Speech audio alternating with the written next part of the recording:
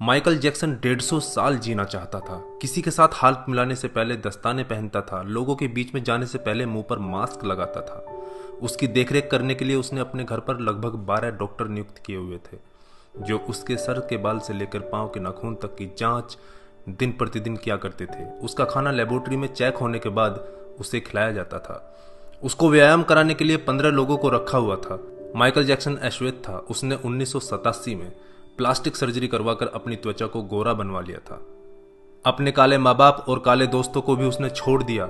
गोरा होने के बाद उसने गोरे माँ बाप को किराए पर लिया और अपने दोस्त भी गोरे बनाए। शादी भी गोरी औरतों के साथ की। नवंबर 15 को माइकल ने अपनी नर्स डेबी रो से विवाह किया, जिसने प्रिंस माइकल जैक्सन जूनियर और पेरिस माइकल कैथरीन को जन्म दिया। वो 150 साल तक जीने के लक्ष्य को लेकर चल रहा था। हमेशा ऑक्सीजन वाले बेड पर सोता था। उसने अपने लिए अंगदान करने वाले डोनर भी तैयार कर रखे थे, जिन्हें वह खर्चा देता था ताकि समय आने पर उसे किडनी, फेफड़े, आंखें, किसी भी शरीर के अंग की जरूरत पड़े तो वह उनको आकर दे दें। उसको लगता था कि पैसे और अपने रसूख की बदौलत मौत को भी चकमा दे सकता है, लेकिन वह गलत साबित हुआ। 25 जून 2009 को उसके दिल की धड़कन रुकने लगी। उसके घर पर 12 डॉक्टर्स की मौजूदगी में हालत काबू में नहीं आए। सारे शहर के डॉक्टर उसके घर पर जमा हो गए, वह भी उसे नहीं बचा पाए। उसने 25 साल तक बिना डॉक्टर से पूछे कुछ नहीं खाया था।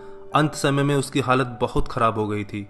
50 साल तक आते आते वह पतन के करीब पहुंच गया था और जून 25, 2009 को वह इस दुनिया से चला गया। जिसने अपने लिए 150 साल जीने के इंतजाम कर रखे थे, उसका इंतजाम धरा का धरा रह गया दोस्तों। जब उसकी बॉडी को पोस्टमार्टम हुआ तो डॉक्टर ने बताया कि उसका शरीर हड्डियों का ढांचा बन चुका था। उसका सिर गंजा था, उसकी पसलियां, कंधे, हड्डियां टूट चुके थे।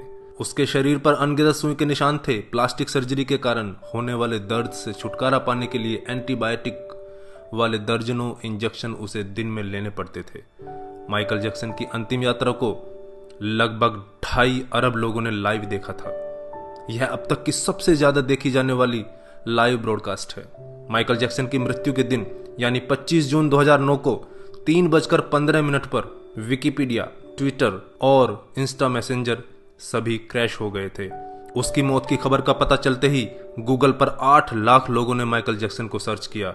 ज्यादा सर्च होने के कारण गूगल पर सबसे बड़ा ट्रैफिक जाम हुआ था और गूगल क्रैश हो गया था। 2.5 घंटे तक गूगल काम नहीं कर पाया था। मौत को चकमा देने की सोच रखने वाले हमेशा मौत से चकमा खा जाते हैं दोस्तों। कुल मिलाकर सार यही है कि बनावटी दुनिया के बनावटी लोग कुदरती मौत की बजाय बनावटी मौत ही मरते हैं। क्यों करते हो गुरूर अपने 4 दिन के ठाठ पर? मुट्ठी भी खाली रहेगी जब पहुंचोगे घाट पर। क्या हम builders, interior designers, caterers, decorators के लिए कमा रहे हैं दोस्तों? हम बड़े बड़े कीमती मकानों और बेहद खर्चीली शादियों से किसे इंप्रेस करना चाहते हैं? क्या आपको याद है कि 2 दिन पहले किसी की शादी में आपने क्या खाया था? जीवन के प्रारंभिक वर्षों में क्यों हम पशुओं की तरह काम करते रहते हैं और काम में जुटे रहते हैं? कितनी पीढ़ियों के खान पान और लालन पालन की व्यवस्था हम करना चाहते हैं? हम में से अधिकांश लोगों के 2 बच्चे हैं, बहुत का तो सिर्फ एक ही बच्चा है। हमारी जरूरत कितनी है और हम कितना पाना चाहते हैं, इसके बारे में जरा सोचिए। क्या हमारी अगली पीढ़ी कमाने में सक्षम नहीं है जो हम उनके लिए ज्यादा से ज्यादा सेविंग कर देना चाहते हैं? क्या हम सप्ताह में 1.5 दिन अपने मित्रों, अपने परिवार और अपने लिए स्पेयर नहीं कर सकते? क्या आप अपनी मासिक आय का 5% अपने आनंद के लिए, अपनी खुशी के लिए खर्च करते हैं? सामान्यतः जवाब नहीं में ही होता है। हम कमाने के साथ साथ आनंद भी क्यों नहीं प्राप्त कर सकते दोस्तों?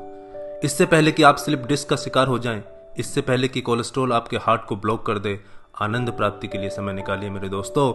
हम किसी प्रॉपर्टी के मालिक नहीं होते, सिर्फ कुछ कागजातों, कुछ दस्तावेजों पर अस्थायी रूप से हमारा नाम लिखा होता है। अगर भगवान ऊपर है तो वो हमें देखकर हंसता होगा। वो सोचता होगा कि हम कैसी कैसी बातें करते हैं जब हम कहते हैं कि मैं इस जमीन के टुकड़े का मालिक हूं।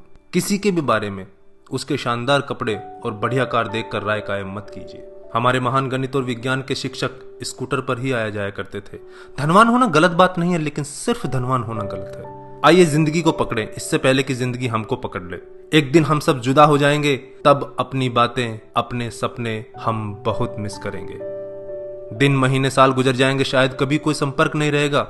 एक रोज हमारी बहुत पुरानी तस्वीर देखकर हमारे बच्चे हमसे पूछेंगे कि तस्वीर में ये दूसरे लोग कौन हैं। तब हम मुस्कुराकर अपने अदरस आंसुओं के साथ बड़े फक्र से कहेंगे, ये वो लोग हैं जिनके साथ मैंने अपने जीवन के बेहतरीन दिन गुजारे थे। मेरे दोस्तों, जीना सीखिए। धन्यवाद। जय हिंद।